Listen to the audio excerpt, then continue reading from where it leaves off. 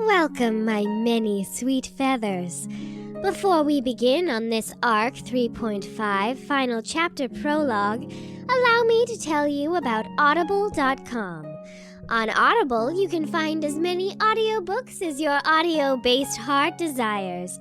There are over 180,000 titles to choose from on your iPhone, Android, Kindle, or MP3 player. Get a free audio download and a 30-day free trial at www.audibletrial.com/DSPN. And now, away with ye. On to the episode. Welcome to Arc 3.5 Final Chapter Prologue. Yeah, so 3.5 Final Chapter Prologue is going to be this, weird little middle arc thing where we transition from Arc 3, the Grey Manacle, into as of yet unnamed Arc 4 and make lots of Kingdom Hearts references. So if you don't know about Kingdom Hearts, I'm so sorry. I'm trying to think how best to form this joke. It's formulating. Okay. Give it time. Hey guys. Yes. Did you know when you walk away, you won't hear me say, let's play D&D. Please. Oh, baby.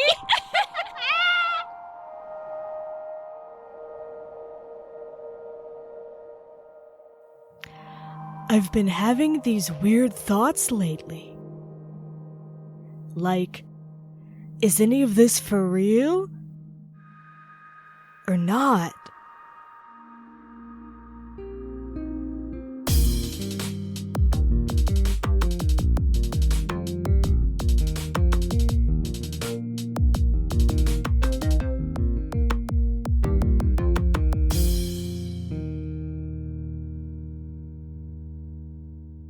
I'm Kat. I am your DM. I'm Noelle, and I play Fran. I'm Caitlin, and I play Corbin. All right, so it is a few days later, after the end of Arc 3. Fran and Corbin, after Mary spoke with Leica, she took the two of you aside and broke the news to you guys that she was sending Leica off with the Estrins. I tried to fist fight Mary, just as an FYI. She pretty much was like, she just gave up. She just let you. She'd let you. As soon as she gave up, I also gave up. Yeah. I also tried to join in the fist fight, but my limbs they weren't in it, so I was just kind of shaking my shoulders back and forth and then collapsing. In the end, we just all held hands. Yeah.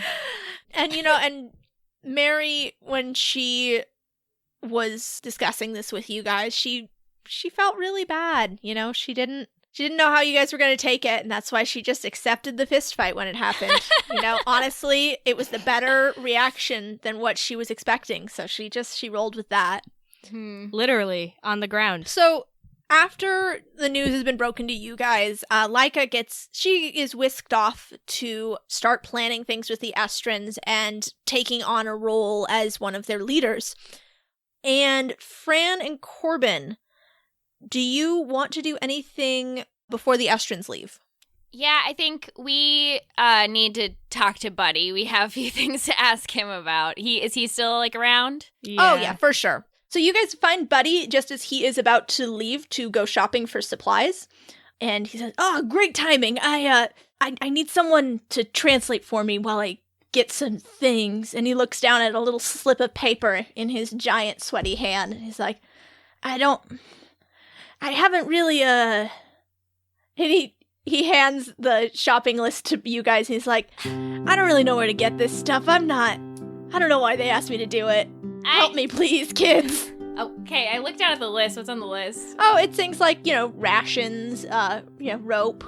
Things that you'll find in the market of Danmar. I hand it back to him and I say, go to the market, Buddy. Where's the market? This city makes no sense. Estra made sense. It was laid out on a grid. The streets were numbered. There's no numbers here. Or if there are, I don't know how to read them. We can take you to the market, Buddy. But we have some stuff to ask you on the way. Yeah, we have some actual important things to talk about with you, Buddy. All right. Well, let's walk and talk and walk and shop and talk. Is Mary gonna stay with, like, the Estrins and Leica to kind of figure everything out? Yeah, she's taking on sort of a coordinating role, and people are they're trying to be really deferential to her, and she's just like, people will be like, oh, my goddess, let me carry this for you. And she's like, no, I got it. I don't want you to carry this for me. But yeah, so she will be staying behind. So it's just you and Buddy and Corbin. Okay. So, first of all, Buddy, how long were you a guardian for Kai? Not that long, really. Let's see. Only 4 years, really? That seems weird. Well, yeah, it was weird. She died really young. She got sick pretty much right after her 18th birthday, and, well, after that, it all went downhill pretty quick. She was alive for 18 years. Who was her guardian for when you weren't her guardian? It was just the way that it was with you guys. She just stayed in the temple and was raised by her attendants until she was about 16, and then there was the whole ceremony, you remember, with the forest temple and the traps and the puzzles. Right, from my memories. Yes. Yeah. Yeah. So, in those couple years, did you get to know her? I mean, obviously, she spoke, right? Yeah, she could still speak then. I guess, I don't know, it's a little weird for me to think of it right now as this goddess isn't my goddess. Well. Yeah. You'll get used to it. Yeah, it's fine. I'm glad Leica's coming along to keep people's spirits up about it. I feel like people haven't gotten a chance to get to know her, but she seems all right. She's cool. She's super crazy.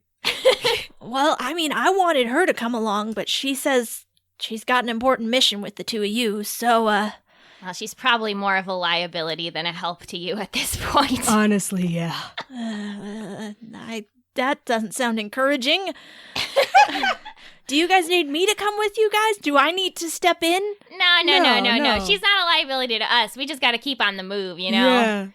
All right. Well, to answer your question, I didn't really ever get to know the goddess. What did you call her? Kai. Did you not call her Kai? No, we just knew her as the goddess, or Alonia would occasionally call her Goddess OG. But that's so funny. That's really, really funny. Yeah. The goddess didn't really, she didn't really laugh at it, but the rest of us did. That's even funnier. So, even though you spent all that time, you didn't get to know her. Was she standoffish? Not. Was she okay? She was old, I guess, if that makes sense.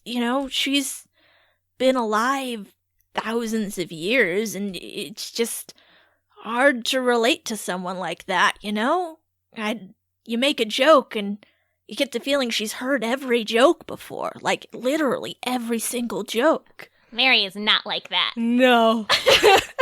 Mary loves jokes. So, did she seem like morally sound? That's a weird question. Yeah, she always seemed like she wanted to do what was best for everybody in Estra, and how we thought of it at the time is she wanted to protect what was left of the world. But it's weird to think that she kept all of this and emotions around to the city, kept all of this secret from us. Was she politically involved with things? She held a audience with Estrins once every so often. Did she take suitors? I mean, she only took one suitor. I remember you telling us about him before. Yeah, I think his name was Greg. Fantasy Greg. What was Greg like? I didn't really know him much. He just would, he'd show up occasionally. You didn't, vet him? Well, if Mary had a boyfriend, we would know everything about him. Oh, he'd go through it. Well, I mean, He'd go through it. He'd go through it. The goddess was really a private person. She'd dismiss us, and when your god dismisses you, you kind of just have to go stand outside the door and twiddle your thumbs. Oh, That's not what we did. We do not listen to Mary like that. I feel like maybe your guardians didn't teach you right. Leica doesn't do it either, buddy. No, buddy. Oh, I am really disappointed. It's cool. It's fine. Mary's fine with it. Yeah, she's okay with it. So by this time, you guys have made it to the marketplace, and Buddy, he's looking at a stall, and he picks something up, and he goes, "Is this food? I can't tell what's food here." Is it food? Do we know if it's food? What is it? It's definitely a rock. Yeah, I think it's food. It's food, buddy. Is this the kind of food Is this the kind of food I'm supposed to take on a long journey? I think take that, but let's also give you some other rations. Yeah. That's like a special treat. It's like a dessert. You'll spoil your dinner. How much do I pay for it? Oh, it's free. I don't think it's free. That woman's looking at me like maybe it's not free. Is it that woman's rock? Yeah. Oh, yeah. The woman that he's motioning to is the woman who is running this stall, who is selling rare ores and geodes. You sell rocks? Why do you sell rocks, lady? We say in the language that Buddy can't understand. These are rare ores and materials, good for crafting. That one there, 100 silver.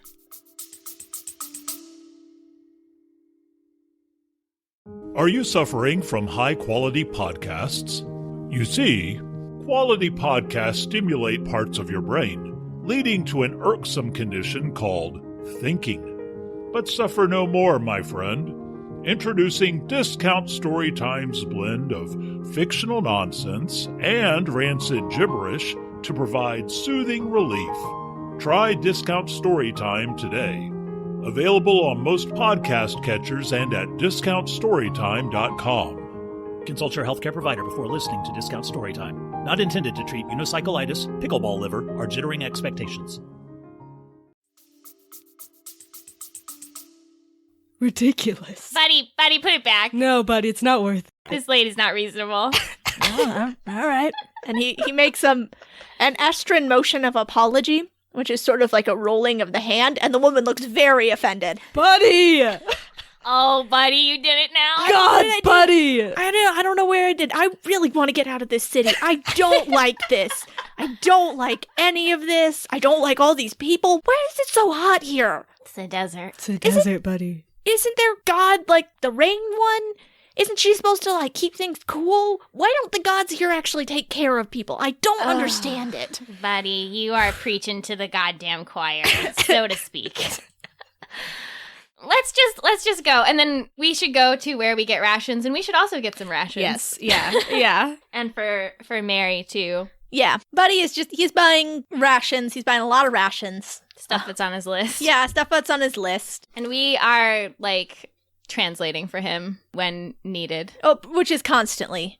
People are very unfriendly toward him because he is orcish. And we are not nice to them in response. No. All right, so you guys now at this point, you've bought your rations and you're sitting on the edge of the little public park that's in the marketplace. And Buddy is just sprawled out on the grass. And he just looks miserable. He is sweating so much. He's like, I hate this place.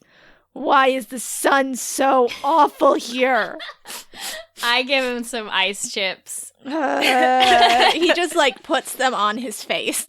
So what else would you like to speak with Buddy about?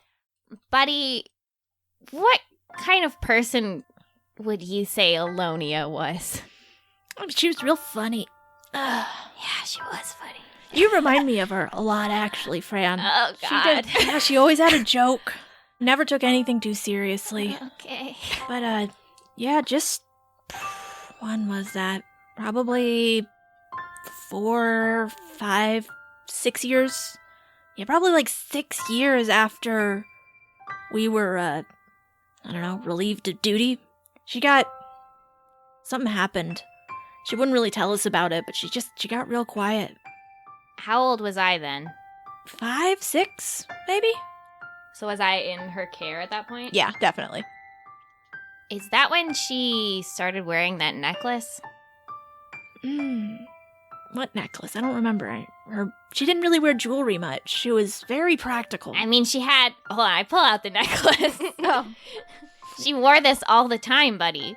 He looks at it closely and goes, I guess I kind of remember her wearing it, but we didn't see each other much, before everything happened.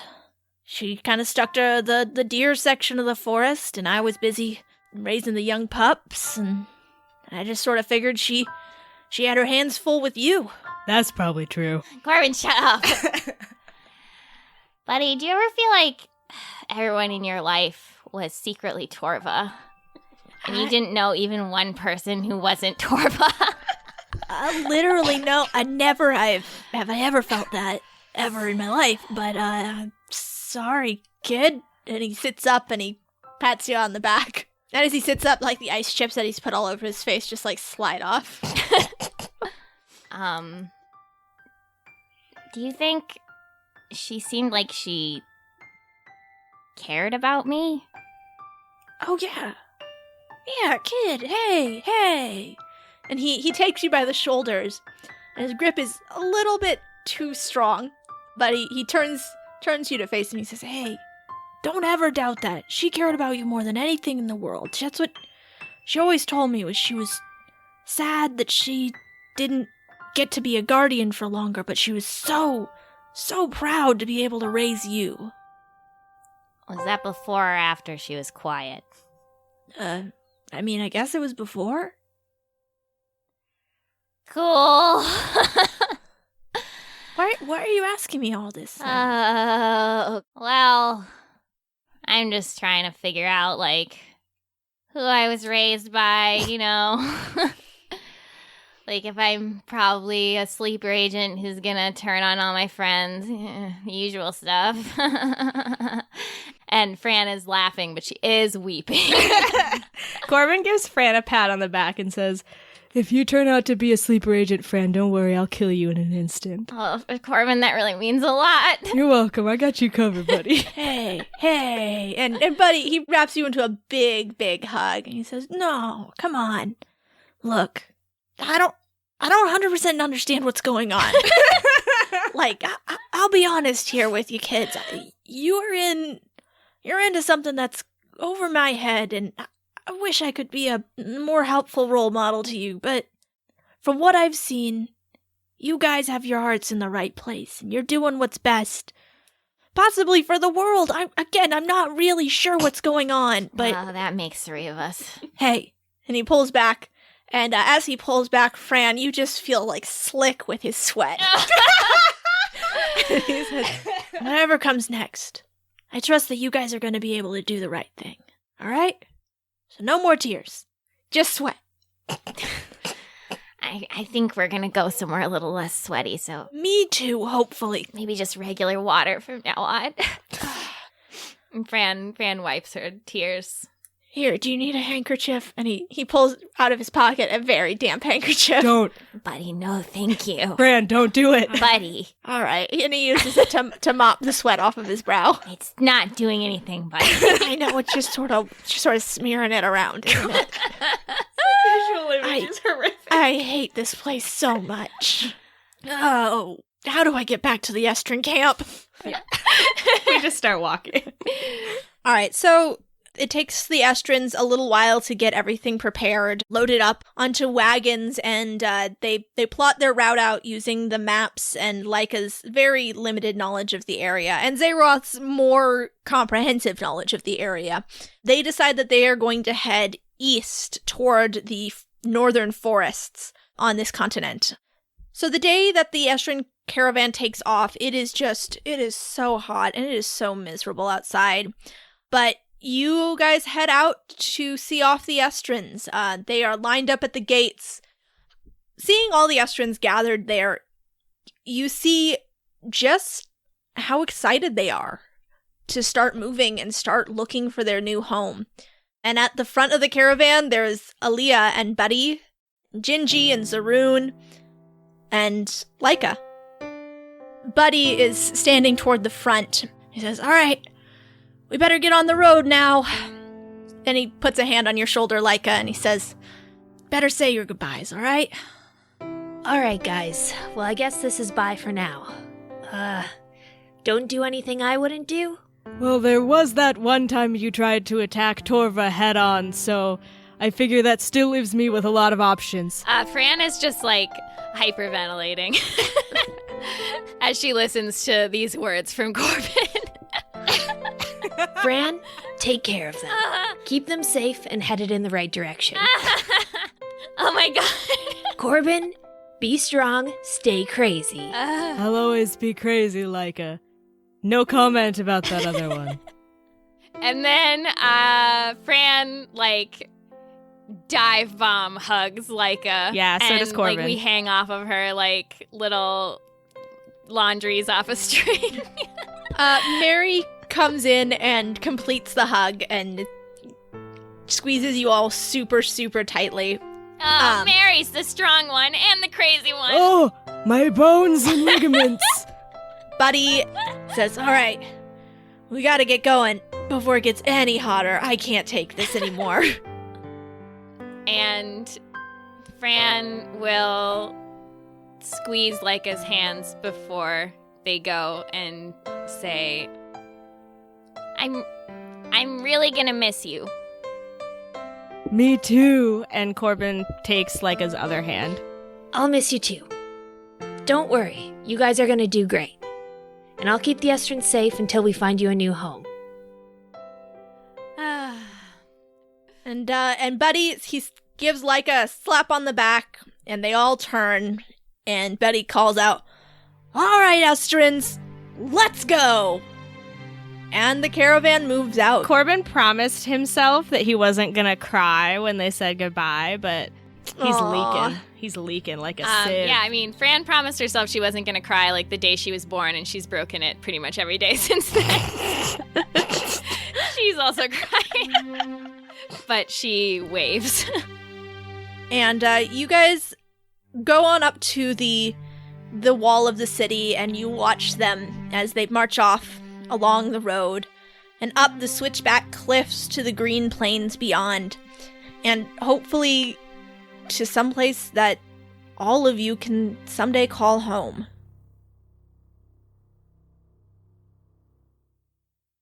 So, that night, you sit down with your map of the world and decide where you're gonna go. So, where do you guys want to go? We have it marked like where Torva's bases are from what we saw in Torva's jaw, right? Yep. So you guys marked on your map all of the broken tower symbols that you saw on the map in Torva's war room. So on this continent, there are markers on the city of Madria, which is on the western coast. And there is a marker on the city of Ilfra, which is in the forests to the northeast. So, Madria, that's where that weird teacher guy was from, right? Yeah, sure. Yeah. Sure. And Mary signs, they supposedly have a good university. At least that's what him and all of his colleagues said.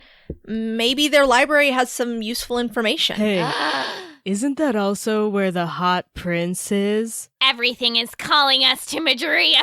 We gotta go there. Oh my god. Imagine all the books. Imagine all the boys. I guess. So yeah, I think we decide to go there, and maybe we'll meet up with Shaw. Who knows? Yeah, so you tell Felina what your plan is, that you're planning to go to Madria, and she immediately just says, okay, great, don't worry about a thing. I'll make sure you have safe passage and food, and we owe you all so much, and I'm happy to do this for you. So the morning that you guys are scheduled to leave, you pack up your meager belongings into Fran's bag of holding, and you say goodbye to your rooms at the Thirsty Slavira. Is there anything else you guys want to do in the city before you ship out? Do you want to get one last bite at that food stand? Yeah, we better go to the... Yeah. Oh, did you guys finally go to the Hungry Boy Hungry food Boy stand? food. Yeah, You never Hungry Boy. actually got anything. You've just been using it as a landmark the whole time. We're gonna go get a bite at Hungry Boy. Yeah. And then let's head All out. right. Yeah, so you go to the Hungry Boy food cart. What they sell there are like fry breads folded over and full of like meat and other toppings. Yeah, so they're kind of like a calzone. like a calzone. No, not like a calzone. More like an arepa. But if they were, I was imagining a gyro. yeah, kind of like a gyro. Okay. So they're kind of like fried gyros. They're not calzones. So as you guys approach the docks in Danmar with your handfuls of Hungry Boy, it's a pretty nice day, and the sea breeze is coming in cool and strong off the water. You see, already gathered at the docks, Captain Sabia is here. Her uniform is neatly pressed, and her hair is done in a thick coiled braid at the back of her head. She looks polished and just like the picture of the captain of the guard. And next to her is Felina, and Barrand as well, with his hand around Felina's waist. And along with this group is Diamond. He approaches right about the same time as you, and he's wearing this opulent blue coat, which swirls behind him as he approaches. He says, "Oh, hail! I'm glad that I caught you all." And he gives a deep bow. Felina leans to Baron and goes, "Who is this?" Hi. Corbin can't speak, but his knees are shaking. Fran, he takes your hands in his, and he says, "I wanted to thank you for all of your help in helping me rescue everyone from those gray manacle thugs." Oh, that's not what I did or what you did, but you are so welcome. "I have a gift for you, from my lord." And he reaches into his pocket, and he takes out a small gold jar. And he presses it into your hands, Fran, and he says, "Should you have need of my lord while you are within the domain of another god, simply drop a coin into this jar and he will appear." Ugh. All right, I throw it into the bag of holding, hoping that it breaks. And it does not. Yeah, that figures. You hear a little ka-ching as it goes in. And I say, "Cool, like tell him to go fuck himself, and we'll see you later. Hopefully he sends you instead of himself. Bye." "Farewell. Thank you again for all of your help." And Sabia gives him a sidelong look and then nods to you guys and says, "Truly, thank you for your assistance in everything. I cannot imagine what would have happened had you not been here. And the king, his majesty, sends his deepest gratitude. He could not come down to see you off himself, of course." "Oh, couldn't I?" And from the crowd, a man dressed like a sailor, but who is like, he's still very clearly the king. Clearly the king. But he's put on this sailor disguise. Oh my god. Yes. And Sabia goes, "Your Majesty, you should not be out here." And he says, "Nonsense. I need to walk among my people and see off their heroes." He shakes each of your hands jovially and he says, "Thank you so much, truly. And Sabia interrupts and she says, "I have arranged passage on a ship for you." The king has sponsored it very graciously. She motions to a vessel that is in front of you on the docks, and she says, "This is the Wandering Moon. It will be heading to Madria today. They're carrying Orcish goods and Danmar glass, so it shouldn't be too rough of a journey. They're staying close to the coastline, so there shouldn't be any risk of attacks. It should be very safe. I've made sure of it. I've double and triple checked it for you." "I double and triple checked it," Felina says. And the king laughs and he says, "See, this is what it is to be a superior. You take credit for your underlings' work." There's a lot of delegation going on here, I see. That's bureaucracy for you. You all do an amazing job at doing other people's jobs. "Should you ever have need of Danmar's aid, it is yours in a heartbeat. Truly, you are heroes to us." Oh, okay. We're planning to head to Madria next. Is there anything you need us to tell them, or? You want me to say hi to your hot son? "Please, say hello to my son. I will send a message ahead to the Madrian court to let them know to treat you as honored guests." Whoa, that's different. I want to be a duke. "Well, if only I had more time, I would have made you a Duke of Danmar." However, it seems you are already heading out, so there's no time. No. So we shouldn't even speak of it. No. So as you guys are talking, you see a short, tan, broad-chested man coming down the gangplank of the Wandering Moon. And he says, "Ahoy there!" He has a blue bandana tied around his head and a thick auburn-red beard braided with beads and coins. He says, "I see you must be our new passengers." And he holds out his hand to each of you to shake your hands. He says, "I'm Captain Merton. This is my ship, the Wandering Moon. Welcome aboard." I love your beard. "Thank you." Hi, Martin. "Merton. Morton? If you do continue to do this, it will get very old very fast. My name is Captain Mertens, and if you don't tell me that, I will throw you off the side of the ship. Let's move on. Yeah, don't throw me over the edge. That would be bad. I might drown. So the ship in front of you, the Wandering Moon, it's a medium-sized vessel. It has 2 masts, each of them with a large sun-yellow sail decorated with a painted silver circle. From the topmost mast is flown a red flag with 2 golden fish leaping up like laurels around a trident. So the captain motions over his shoulder and says, "Come on aboard, I'll show you around." And the group on the docks, everybody gives you a hug, even the king. Even the king gives you a big hug. Aww. Corbin doesn't want to let go. He says, "Son, you have to let go. Fran is like trying to pull him off. Son, you need to..." No, it's fine. We gotta go. This is fine, Fran. We have to go to Madria. It's okay. He takes a bite of his gyro behind the king's back. So everybody gives you hugs, and you guys head up the gangplank. Mary gives a little wave from the side of the ship, and Captain Merton motions the 3 of you aboard, and he says, "You're a small crew, but everyone's well enough to get along with. You'll be staying in the crew's quarters. It's nothing fancy, but the hammocks are comfortable." And he takes you across the deck where there are people, they're loading cargo right now into the bottom of the ship. Lots of crates that smell very interesting. Corbin, your stomach growls as one of them smells particularly foul. I didn't get enough at the Hungry Boy, and I'm ready for more. Don't mind the cargo. We're transporting orcish goods, and those tend to stink a bit.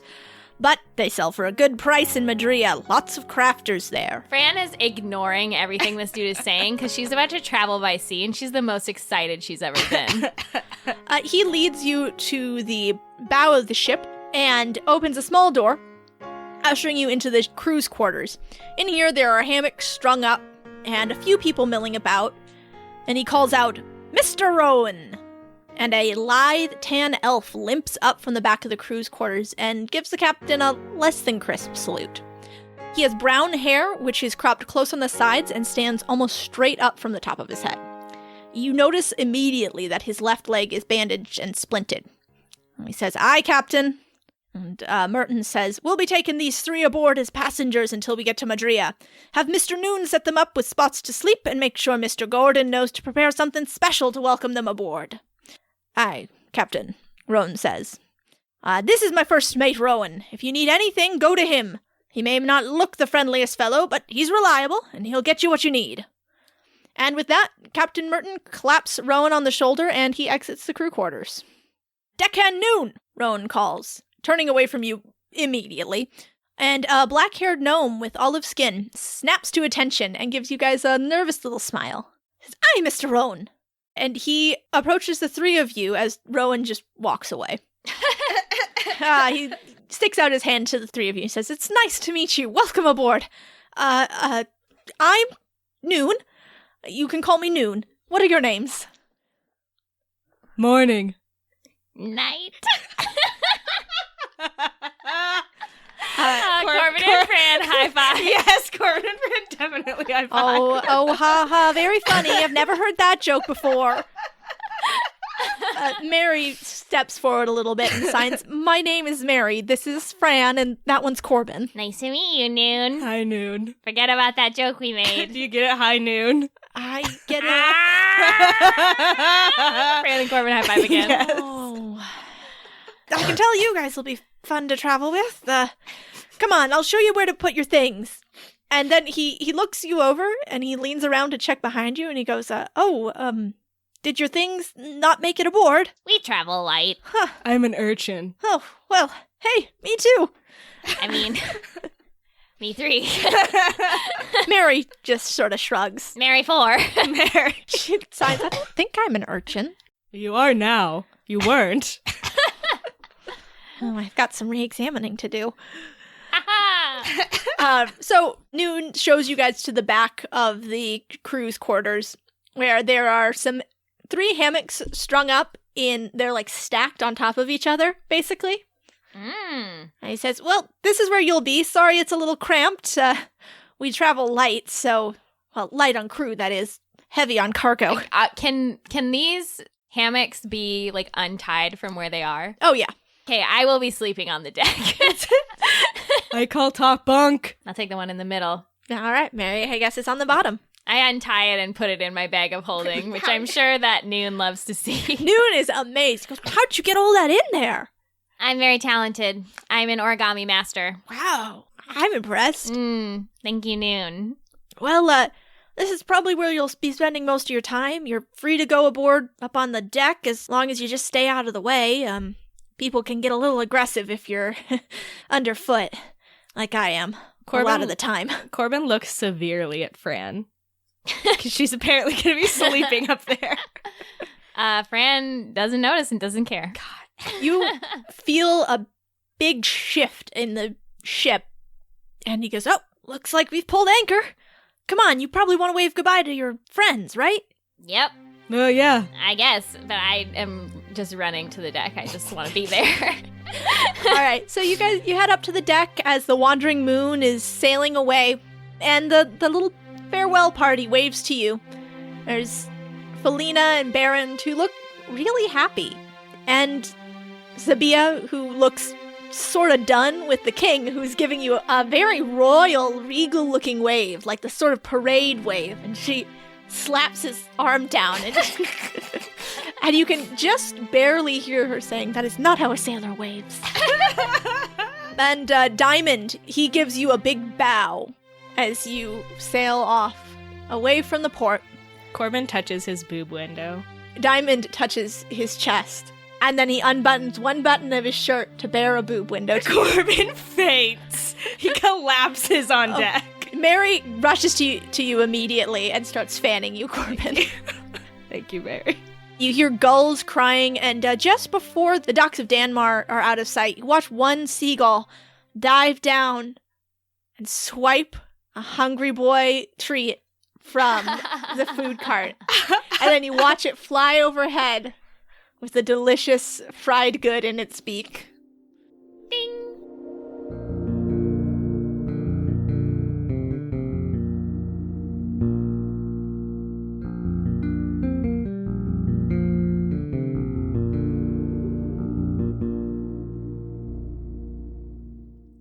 Hello, my boys. I hope you're enjoying the episode so far.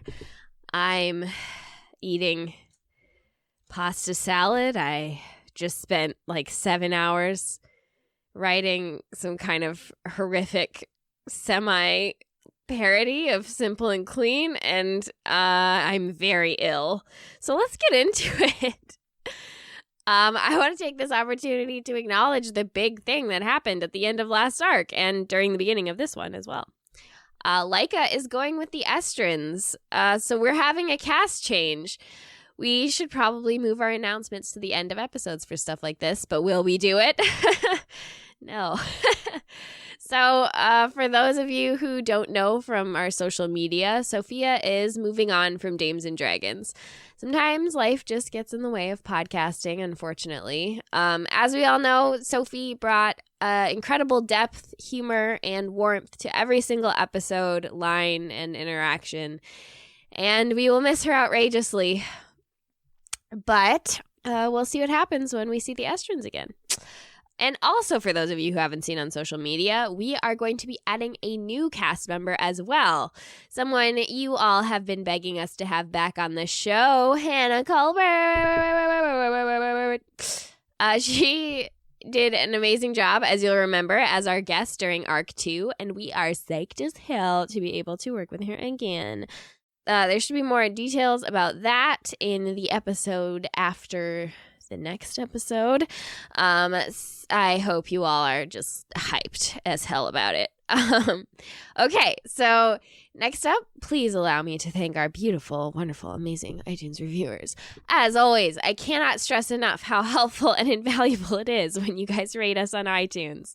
This time, those specific thanks go out to Try You, Rue, Haunted Pants, Hunnet G's, Applejack, 1, 2, 3, 4, Geek Anime Girl, relatable. Smack Skittles and Shaden. Oh. But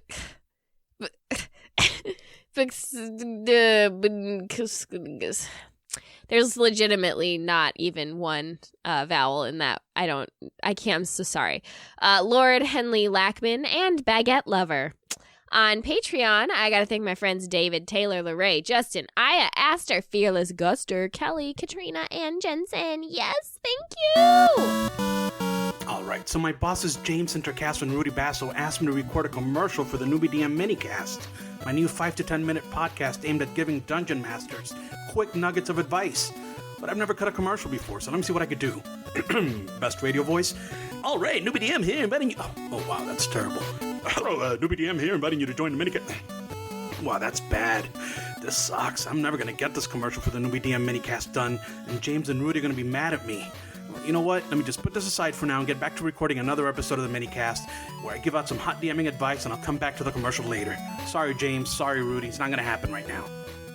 And FYI, recently one of our very own cats' questions was answered on the Newbie DM podcast, so make sure to check that out. Last of all, Chantel, the code word is probably a sheep. Go!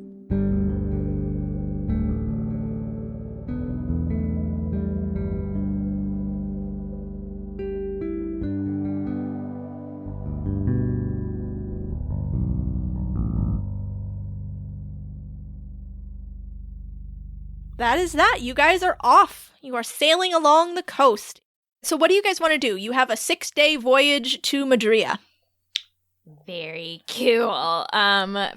There's just water everywhere. Are we we're just kind of like within sight of the shore kind of thing? Yep. Very good. It's a good wind today and you're moving at a good speed, so you'll be out of sight of the city pretty quickly. Well, Fran is gonna be out swimming sometimes. All right. So pretty much as soon as you guys are out to sea, Fran just dives into the ocean. Yeah. She's like, ship. Goodbye, cruel world, and jumps in. Oh, and when someone sees you on jump ship, they immediately yell, "Man overboard!" No, I say. Corbin walks up and says, "Don't worry about it. That's how she likes to be. She's happy there. We're moving away pretty quickly. She's gonna get left behind. She'll be fine." I swim really fast. I do swim really fast as a water genasi. Yeah. Hey, while you're under the water, will you make me a perception check? Ooh. That's going to be a 17. Oh, nice. So while you are underneath the water, you hear a song. You hear it, and it sounds really sad. What the fuck? And as you're swimming around under the water, you're able to pinpoint it, and it seems to be coming from the hold of the ship.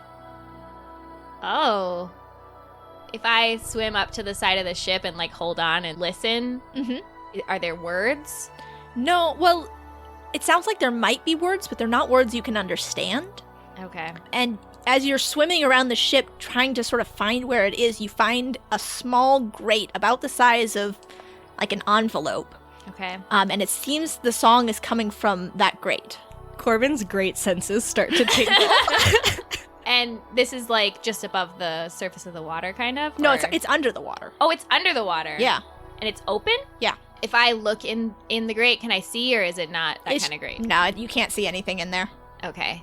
Cool. Very suspicious. Well, I think I want to try and communicate with this thing. So I'm gonna go to the grate and say, "Hello?" The singing stops. That was pretty cool song. Are you okay? A small coral bead floats out from the grate. I get it. I catch it. It's a coral? Yeah, a little coral bead. It looks like it's been broken off. What the fuck? I get a coin from my purse and I throw it in the grate like a wishing well. All right, it goes in. And I just have this bead now. Yeah, now you do. Yeah, you got a nice it's a pink coral bead. Can I investigate it? Yeah. 23. It's a pink coral bead. It looks like it was drilled out with some sort of a fine tool. And the hole where it was drilled has been broken and has come off of whatever string it was threaded onto. Oh. What, Kat, could I roll some kind of check to know if I had heard of something that would be under the water singing? I do research history, little creatures. Yeah, roll a history check. I know about Fran's secret passion, little creature. I did.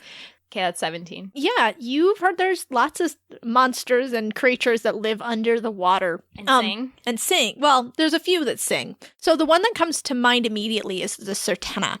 It's a creature that lives in the deep ocean, and there are lots of reports of sailors who hear them singing mournful songs at night. And there's a legend that if anybody romances and woos a Sertena and makes her their wife, that the Sertena will take them to an underwater kingdom where they will live forever. Well, after that, I'm going to come back up, and if there's what's that stuff called on the side of a ship? What? Yeah, there's definitely rigging along the side of the ship. All right, then I'm going to just climb up that, scurry on up. All right. Find my friends. Why don't you make a quick athletics roll? Oh, well. Okay, so I rolled a 10 and that makes it a 9. Oh, you try and scramble up and you fall down the first time. You make it the second try though. Everybody on board laughs at you. I laugh real hard. Good, great. Mary pats your shoulder when you come back aboard, and she's like, I don't think that many people saw. I show her my rope burns, and I'm like, She heals you. And I give Corbin a dirty look. Corbin smiles very big. It's unsettling. And I look at my two friends, and I say, team meeting, team meeting.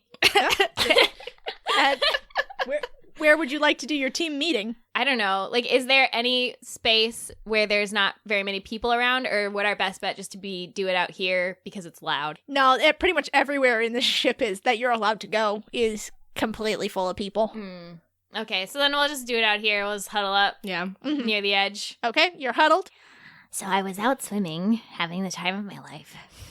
And I then go into a long description of every coral and fish that I saw while I was under there, and how beautiful and wonderful it all was. And how I knew I was at home. Corbin lays down and starts taking a nap. Mary signs, I'm glad you're having such a good time out here. However, I say... Corbin wakes up suddenly. I drag Corbin to his feet. Mary helps Corbin up as well. And I show them very surreptitiously the little pearl I found. And I say, I think there's something living in the ship singing songs. The sailors? No, Corbin! Something that gave me this beautiful pearl. I think that's coral. The sailors? It is coral, Mary. Oh, well, where did it come off the side of the ship? It came. And I sigh. I sigh deeply From a grate. Oh! Where is it? It's under the ship. I'll find it. I heard sad singing, but the thing is I've read about and dreamed about and thought a lot about a type of creature or person that this could be. It's called Sertena, and I tell them everything that Kat just told me. They sound like tricksters. Yeah, I know. Well, do you think they know it's down there? Mary signs. I mean, they have a specific grate built into their ship to have. I would assume that it's full of water, whatever room this thing is in, or cabin or cage, possibly. So I would assume they know. Why would you have a ship with a grate on it? I mean, I love it, but it doesn't make a lot of sense. It doesn't make any fucking sense at all. Unless you had a Sertena, a.k.a. Fran's future girlfriend. So Mary signs, well, what do you want to do? I mean, I think I don't know. Should we ask about it? Well, okay, when we were introduced to the ship, you said there's places we're not allowed to go. Yeah. Yep. How suspicious did it seem when we were told that we weren't allowed to go to those places? I mean, they basically just said you can be on the deck and you can be in the crew's quarters, but they didn't specifically forbid you. So there isn't anywhere we're not allowed to go. Yeah, let's just try to go. Yeah, let's just go. I'll just be like, I'm exploring. Yeah. Okay. Yeah. But Yeah. maybe cast pass without trace. Yeah. Oh, yeah. Oh, for sure. Yes. I'll cast Pass Okay. Without Trace. So are you guys gonna like stealth down there then? Yeah, but like as if we're just casually exploring. Confidently. Yeah, Okay. confidently. So you're casting Pass Without a Trace, then roll stealth checks if you're confidently stealthing. Okay. I got a 17. I also got 17, actually. That's really good for you guys. Mary rolled a critical fail. God damn it, Mary. Mary! So as you guys are stealthing, but confidently stealthing your way down to the hold, Rowan just sort of comes out of nowhere. And he catches Mary by the wrist and he goes, "Hey, where are you guys going? Is this not the way to the cabin? You're well past the cabin. Come on, you're not allowed down there." We're not allowed. We're paying customers. Hey. Actually, if my information's correct, you aren't paying customers. The city paid for you to come aboard. Somebody paid. Yeah, we got paid for. Yeah, and you guys paid to have hammocks in the crew's quarters where you can be. So move along. I think we should own this ship right now. He has a thing on his leg, right? He has a splint on his leg. Hey, Rowan, What? how'd you hurt your leg? Don't worry about it. It's a ship. Things happen. Come on. Would you need help? No, move. I could heal you. I don't care. Move. What, you don't want to... Would you like having a hurt leggy? You like having a broken leg? Come on. And he starts hurting you guys. buddy, I'll just do it. I cast Healing Word on Rowan. What's your word? We should own this ship. And then I heal him. 4. I heal him for 6 hit points. Okay. He rubs his leg and goes, "Wow, that feels better. Huh. Still, you're not allowed to be here." No, Rowan! I helped you out, buddy. Come on. I yeah. just want to explore. I'm a teen boy. Yeah, well, there's lots of teen boys. Go explore with them. There are? Here are. Are they hot? Yeah, go meet them. Rowan, where are they? I don't know. Go. Get out of here. Rowan! And he is ushering you guys away from the I ladder. hang on his arm. He deposits you back out on the top deck, and then you see him go off to talk to Captain Merton. Okay. Maybe we should try to pump some people for information. Yeah, let's go find those teen boys. Yeah. All right, so there's a small group of, it looks like they're about like between 17 and 19. There are 3 of them they're sitting on the deck tying net. As you approach them, they look up, and there's a girl and 2 boys. And the girl gives you guys a wave and she says, "Hi, you're the passengers, right? My name's Lalina." Hello, Lolina. We are passenging. That's us. Hello. This is Bruve, and that's Zach. How hot are Bruven and Zach? And how hot is Lalina? Yeah, how hot are all 3 of them? How hot are all of them? All right, I would say we're gonna rate them on the pickup artist scale, 1 to 10. Yeah. I would say that Lalina is like a 7, Bruve is like a 6.5, and Zach is a 9. Oh, fuck. Corbin thrusts out his boob window a little bit. And he stands with his hands on it. He power poses. He stands with his hands on his hips. What are your names? You just stood there in silence after we introduced ourselves, thrusting your boob window out, and honestly, it's a little unsettling. This man is Corbin. I'm a man. And this is Mary, and I'm Fran. And how are all of you doing on this fine neve morning? Bruve, and he's tall and stocky, very square. And he says, "Oh, I'm just hungry. Gordon's making up something good. I can smell it. I didn't get anything from the docks in Danmar. There's a really good smelling food cart too." Hungry boy. Hungry boy. That's it. Yeah. I still haven't gotten to go there. So now you're a hungry boy. We're all having fun. So how long have you guys been working on this ship? You guys are like employees, right? Yeah, Lena says, yeah. Well, all 3 of us joined up about a year ago. Not much that you can do when you're just sort of poor, living on the docks. But you learn how to tie knots and make yourself useful on a ship, and you can go anywhere. That's what we're trying to do. Just Learn to tie knots? Well, no, we're already pretty good at tying knots. I can see that. She shows up, holds up her netting to show you guys, and says, see? Oh. But we're just trying to see the world and get out of the hole that we were born in. Corbin looks at Zach and says, scale of 1 to 10, how good are you at tying knots? Zach, he holds up 10 fingers. Shit. What kind of stuff do you guys transport? Anything dangerous? Lilina, Other than us. Lilina laughs a little and she says, no, Captain Merton he's an opportunist. He takes on whatever he can. It makes for good trading. I think right now we're carrying some stuff from an orcish caravan and some glass, maybe some other trade goods. I'm not really sure. Do you happen to know if part of your boat is filled with water? I am a very water-aware person, and I can kind of sense that there's something like that going on here. A water enthusiast, Fran is. Yeah, you might say I'm an enthusiast. A fan. A Fran. Lilina looks at the other two and then just sort of shrugs. Zach? Other guy? Zach is looking firmly out to sea. Zach, and number 6.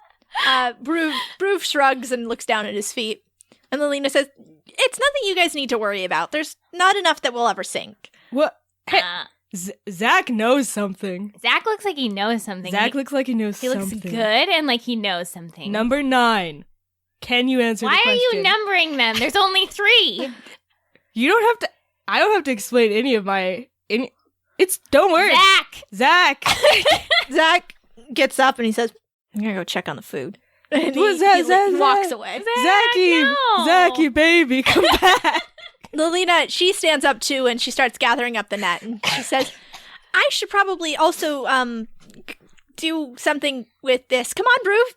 And they walk away from you. What the fuck? Number 6, number 7. Corbin.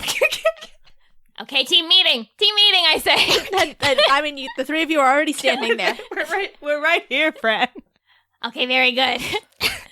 Mary puts a hand on your arm, Fran, and she then signs, you're doing great. Fran is like, she's just like manic with nerves. So she's just like, So those guys definitely know something. Yeah, they definitely know something. They're scared. They're fucking terrified of us. I don't know if it's of us. Mary signs, it's definitely of us. We just have that aura. Well, when all 3 of us are combined, we're just like, just that's so true. intimidating. We're like the shortest 3 people in the world, like frail little nerds. Mary shrugs and says, well, they're probably all pretty close and we're strangers, so it makes sense. So what are you saying? We need to seduce one of them? I'm already on it with Zach. Mary shakes her head frantically and waves her hands in a no motion. Okay, well, that was a good idea, but you don't want us to do it. Like, that's fine. I might just do it anyways. I mean, what you do on your own time is fine with us. Thank you, Fran, for We your support support. you. Thank you so much. I think that's enough for your first day. You guys have a meal with the crew and you kind of meet everybody else. The cook you see, his name is Gordon. He is rough and tumble and with sandy blonde hair, and he pretty much stays in the kitchen the whole time. Is his last name Ramsey? It may be. And then the other sailors, you met Bruve, Zach, and Lilina, and then there's Kaida, Sebastian, and Ku. Okay. It's a pretty small crew. When you meet them all over dinner, it's a lamb stew. You guys are coming right off ashore, so he got some fresh meat and made a delicious lamb stew for everyone. And Captain Merton actually eats with the crew. He doesn't eat in his quarters. Cool. Yeah, everybody seems really friendly, really close. And after dinner, they all start singing songs. Why don't you make a perception check? Uh-oh. Ooh, buddy. I got a 16. Okay. I did amazing. I got 22, but not natural. All right, so you notice while everybody's singing songs, you see Noon lugging a bucket full of chum down to the hold. Do I smell it? Is that... Yeah, you do. Yeah. Corbin, you smell it before you see it, and Yeah, you're like, I do. oh, nice, more food. Yeah, I do. But you see Noon, and it's a big bucket of chum, and he is a very small gnome. So he's like holding it up with both arms and climbing down the ladder very awkwardly. I nudge Corbin really intensely and I say, he looks like he needs some help, Corbin. He looks, I'm gonna go. Just gonna go offer my incredible strong services. Very cool. Maybe I'll stay here and like do like a, I don't know, like a magic show. Yeah, okay. And I go over to Noon and I say, hey, do you need some help? That looks pretty heavy. No, don't worry about me. I got it. No, but I got you. Hey, come, it's cool. And I just help him. No, sorry, you're not allowed down here. Can you give me back my bucket of chum? No. What? Why am I not allowed? It's fine. You're not one of the crew. It's fine. Give me Can I roll to persuade him to let me help him? Okay, yeah. 18. All right. Oh, okay, but you can just help me bring it down, but you gotta stay by the ladder, okay? Yeah, no problem, buddy. I got you. All right, so you guys head down the ladder. Noon goes first, and he lets you carry the bucket of chum down. And my big, strong arms flex. Do I see Zach on my way? No. God damn it. He's watching Fran's magic show. Well, I'd flex anyways, just in case. Yeah, you guys get down to the bottom of the hold, and Noon lights a lamp that's sitting at the bottom of the ladder. He says, okay, here, I'll take the bucket now. I give it to him. Yeah. He says, okay, thanks, you can just climb back up now. Okay. And he waits for you to... he waits for you to climb back up. Yep, I turn around and I grab the ladder. Mm-hmm. And he watches you. I climb up one rung. And he's still watching you. I climb up another rung. He's continuing to watch you. Okay. Give me a visual. So like the ladder, at the top of the ladder, is it like a door, like a hinge or something? Yeah, it's a hatch. Okay, I climb up and I continue climbing. Okay. Like I'm going, but I look back. Is he still? Once he's pretty sure that you've like gone almost all the way up, he Okay. turns and he starts to walk into the hold. Okay, I get up to the top and I open the latch and then I slam it down and I stay on the ladder and I look. Okay. Okay. So you watch the light of the lantern move across the hold, and from your vantage point up high, you can see over them. And at the back of the hold, you can't quite see it, but you see the lantern light stop at the back left corner, and then you hear a lot of splashing and a sort of chittering, gurgling noise. And then you hear Noon saying, "Hey, it's okay. Don't worry, I'm not gonna hurt you. Yeah, eat up. It's all good. It's not really that good, but Corbin licks his lips. I tried to get the fresh stuff. Okay, well, I guess I'll see you later." Oh, Corbin scrambles away and he's very careful to close the hatch carefully and quietly. All right. I assume you'll catch Fran up. Yeah, Afterwards. I'm gonna catch Fran up. Fran, how did why don't you roll me a performance check? Can I roll an intelligence check No. since I'm going to use magic? No, it's a show. You have to roll performance. Oh, hey. Hey, damn. I got a 19. Nice. Very good. You perform a very good magic show. What do you do? Oh, my God. So I stand up immediately as Corbin is leaving, and I say, hear ye, all who ride this ship. Thrill as the amazing Frenica blows your minds. Great performance. And then I throw up a harmless shower of sparks. Mm-hmm. Everyone oohs and ahs. And I disguise myself as Captain Merton. Everyone loves that. And then I do a impression of him and I say, "Ho ho! Don't call me Morton, or I'll throw you off the ship." That gets a big laugh from the crew. Even Merton is laughing. Now where did that handsome, beautiful Genasi go? And then I put an illusion of my face on his face. Oh, everyone loves it. Everyone claps. Everyone's very, very into this show. And then another shower of sparks and we go back to normal and I say, "Now I'm gonna eat." And they all laugh and clap. And then people start coming up to you and be like, "Oh, yeah, how'd you do that? That was really cool. You're really amazing. Wow, you're really pretty." Thank you. I have high intelligence. All right. So you guys go to sleep. The crew kind of gives you a little bit of guff about trying to sleep outside, but they're mostly fine with it. Yeah, I go up a little bit high so I'm not in anybody's way. They find a place for you to sleep. They figure it must be something of blue people customs. Sure is. So Corbin, that night you have a dream. And you see the Estrin camp. And you see Laika and Zerun sitting by a bonfire, and Laika is eating some jerky or some meat, and you watch as Zerun leans his head up and snaps a bite of it. And then the scene changes and you are in the dark.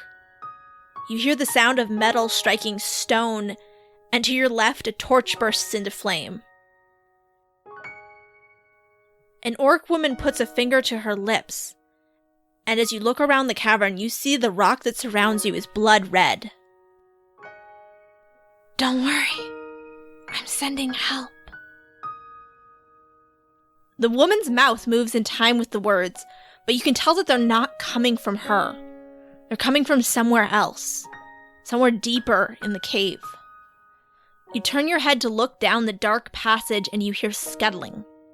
It grows louder and you see an iridescent reflection in the torchlight.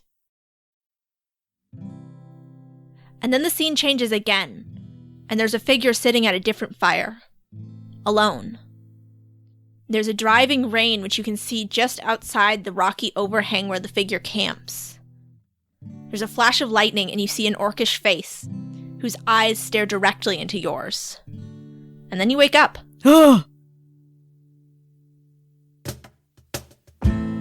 The gift in your hands has filled up each space already. There's only one left.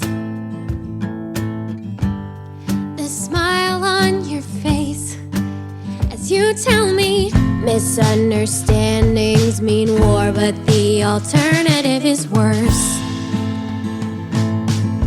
You should know by now that living in peace is just a different curse. So sweetly